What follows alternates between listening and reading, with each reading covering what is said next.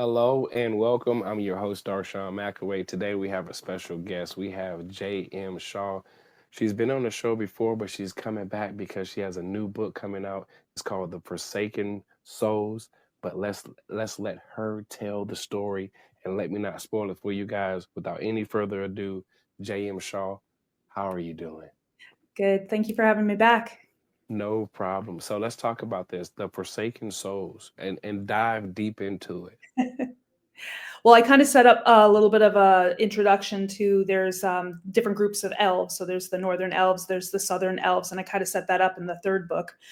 And the southern elves are the Dugaren and Callum, along with Jax, who we meet in the third book, are heading south to find the Temple of the Veil because the veil's been fractured, and they're going to try to fix it.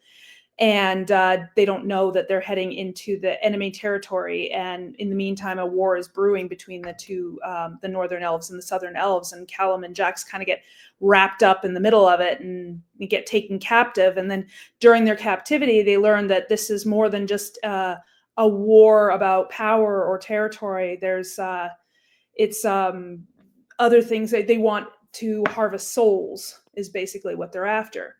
Um, during their captivity, while they're learning this, they're trying to figure out a way out, but there's other things that are happening in the background as well as between Callum and Jax. Callum's trying to deal with his trauma from the third book, and as well as Callum also falls in love in this fourth book.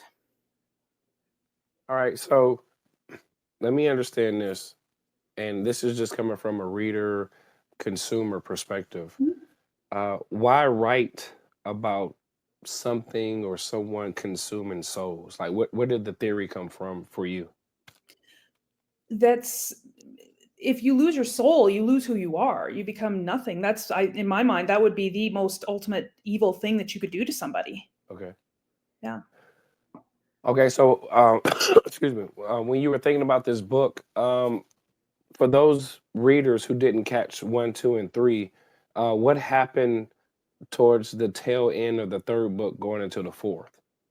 So in the third book, the veil had been fractured from something that happened at the end of the second book. There was the convergence between the light and dark, and during that convergence, the veil was fractured, and Callum felt culpable for it. So he's trying to figure out how to repair the veil. And Neola, who is the goddess of the veil at the temple of the veil, she sends her son Jax, who is a demigod, to find Callum and to make sure that he is no longer a threat to the veil because he was the conduit for the power that fractured the veil. Um, but the title has a dual meaning too, because Callum is also abducted and tortured by the harpies who we meet in the second book. And they're very insidious and manipulative and stuff. So um, he's being brought down in his emotional trauma, whereas we meet the second character, Jax, and Jax is being changed as well throughout this journey to become more mature, so to speak, even though he's much Right. older than Callum. Right. So, are you working with anyone to possibly bring this entire series to the silver screen or maybe Oh, some I type would. of Broadway play? I am not, but I think that would be. I don't can't speak for every author, but I know that would be one of my dreams is to see it on television. But all honesty, when I write, I see it as a video in my head, and I don't have to pay for those special effects. So I got you. So, in the Forsaken Soul, did you introduce a new character, or is the same existing characters from the previous books? there's a couple of characters that are new. There's a couple of characters that are continued through the series and such. I explore them a little bit more, but then I'm also introducing new ones as they come along. All right. So, I'm always curious because certain authors develop their characters a certain type of way. How were you developing your characters? Was this coming from real life experiences, so to speak? Like you kind of tweak things, or they just pop out of thin air for you? They sort of develop themselves. Like I have a general idea. Like for example, this character that I created from the third book, Jax Foster. I kind of envisioned him as kind of the Moose from the old Archie comics. Just run in there, bull in a china shop type thing. Act first, think later. But then he changes, and he's changing into a very admirable person, in my opinion. Okay. So when did you finish the Forsaken Souls? Because when you came on last time, I don't think it was finished. It came out in 2023. Okay. The Okay. fall of 2023, yeah. Okay. Okay. Okay. So I got it mixed up. This is what happens when you have a podcast and you interview different authors. This all your books are just crammed into my head, you know. Oh, it's impossible to keep them straight, I get it. It is, it is, it is. But the Callum Walker series, that's something I distinctively remember. I just Mhm. couldn't remember if the Forsaken Souls was something that was already previous release or is coming out right now. So with that being said, when you're done with your whole entire day and you're just tired of writing, what is Yes. it that you do to completely unwind? I'll do, a couple things. I'll sit and watch TV with a bag of chips, which I probably shouldn't. I will go for a walk with my headphones on if I get stuck for ideas. I will read a book. I will watch TV, or, I'm a big fan of playing, like, Sims 4. Okay. Something about controlling the lives of these little digital people, it's very appealing. Right, right, right. I get you. I wanna take it a step back when it comes to the creative world, when it comes to writing. What's something that really gets you going in the creative world? You know what? My muse comes to me at odd times. I'll just get a thought in my head. It's like whether I'm reading or watching television or just, out walking in hiking a trail or something, and then I'll just get an idea. And then I'll be really excited. I'll be like, I want to put that into paper. And I'm formulating the ideas in my brain and basically mapping out an entire story before I even get back to the car if I'm on a hike, for example. And if I didn't write, I wouldn't sleep. So Really, it's like that for you. So if you don't write something down, you barely can get any sleep. oh yeah. Yeah. I think I lost my writing bug for a little bit. I picked it up. I did come out with 6 books within a year.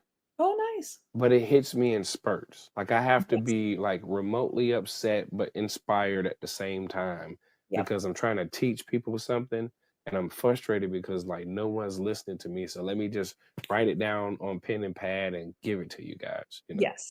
Yeah, Absolutely. Yeah. I go through spurts too where I'm just not as creative and other times I'm really creative and the times when I'm really creative I take full advantage of it. yeah, yeah.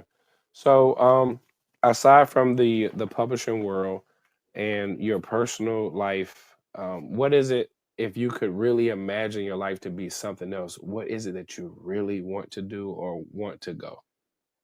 I mean like what I wanted to be when I was a kid or something? Yeah, I guess so. I always kind of wanted to be a teacher. Okay. And I I've done a couple presentations for some elementary classes and stuff. A grade 5 classroom. So I like teaching. I like seeing the light turn on in their eyes and stuff. Yeah. And I gave a presentation for a grade 5 class, and I was telling them how I started writing 34 years ago. My mom bought me a typewriter, and yes, I'm that old, and bought me a typewriter. And then I started writing. It was a hobby. I needed that outlet. It became a passion, then an obsession. Now it's just cheaper than therapy. And I wrote so many different aspects of learning how to write proper fiction and Right. story elements and stuff. And I did this presentation for this class, and they were very good, very well behaved. I've done 2 classes, and both times at the end of the class, you ask them after an hour and a half, like, "Do you have any questions?" "What's a typewriter?" Yeah. Yeah. Yeah. I have one. It's in my storage. But it Yes. was the first typewriter I wrote my first manuscript on. Mhm. Yeah. Yeah, mine So was really fancy. It was a plug-in electric typewriter. I could plug it in, had a whiteout strip. I was like, "Oh, this is awesome. I'm moving up in yeah. the world." Yeah. Yeah. Yeah. So speaking about teaching, um, do you think that you would ever get into it a little bit? I don't know. I think I don't know. I think I like teaching. I just don't wanna Mhm. do it all the time. Right, right. Um, I like inspiring people more than anything. Mentoring, I think, is probably more of the line that I would reach toward. Okay. So with that being said, are you developing or have developed some workshops for people? I've tried. Okay. I do have people occasionally will reach out to me. Like I meet every event, book signing, and other events that I go to. I have young people coming and saying, "Oh, I'd love to be a writer. I just don't know where to start." And I'd be like, "Well, this is what I did, and this is what you need to look at." And everything from ISBN numbers to EPUB formatting your books. So and just to try to help because I didn't have anybody to help me, and I'd love to help other people. I'd never consider writing, even if it's in the same genre as me. I don't consider it competition. We're all doing our own things. Yeah. Yeah. Yeah, I never consider things as competition as well because I think at some point when you become an adult, it's like something you're supposed to do for yourself, Yeah. whether you like it or not. Yeah. So it's like it doesn't matter what somebody else has going on. It's like, hey, that's what you're supposed to do for yourself, you know. Yeah, exactly. And I mean, like, it's important to write your story and Right. not try to write the story that everybody else wants to hear, because then you're not writing for you and you're not being creative. You're just being a machine. Yeah. You know what? And I want to say to add to that point, I think a lot of people who want to tell their story Mhm. need to focus on, hey, just tell your story because your life is totally different from everybody else's. Yes, Yes. we have experience having a headache and having a cold, but we Mhm. don't walk the same type of paths. Exactly. Yeah, And I know I do tell people, because 'cause they're like, "Oh, I'd be embarrassed to write what I want." The rough draft is you. It's yeah, just for your eyes. You yeah, don't need you can put anything in there you want to put in there, and if you don't want anybody else to see it, take it out before it goes to the editor. It's you're just writing all your ideas down. right. That's it. Well, J.M. Shaw, thank you so much for coming through. I greatly appreciate you for having you for a second time. Yes, thank you By so all much for means, tell everybody where they can find you on the World Wide Web and also social media. Yeah, so the best place to find me is to go to my website, jmshawauthor.com. And on the bottom of my website is my Instagram, Facebook, and I've got Goodreads and email links there. As far as my books, there's the books tab. You can click on the covers or click on the tabs, and you can find the links for them online. They're available as a print on Amazon, Amazon.ca, as well as Amazon.com. And they're also available on Kobo, and Barnes and Noble ebook for the first two books, if you're in the US. Absolutely. J.M. Shaw is in the building. Thank you so much for coming through and talking with us. And I hope that you keep on continuing to come back because we love to hear about what's going on in your life and your stories. Absolutely, absolutely. I'm going to write. I've been writing for 34 years. I'm going to write to the day I die. Hey, that's right. That's right. That's what we got to do. My name is Darshawn McAway. I'm the host of Wild Podcast.me. We have our special guest, J.M. Shaw, in the building. We'll see you guys next time. Peace.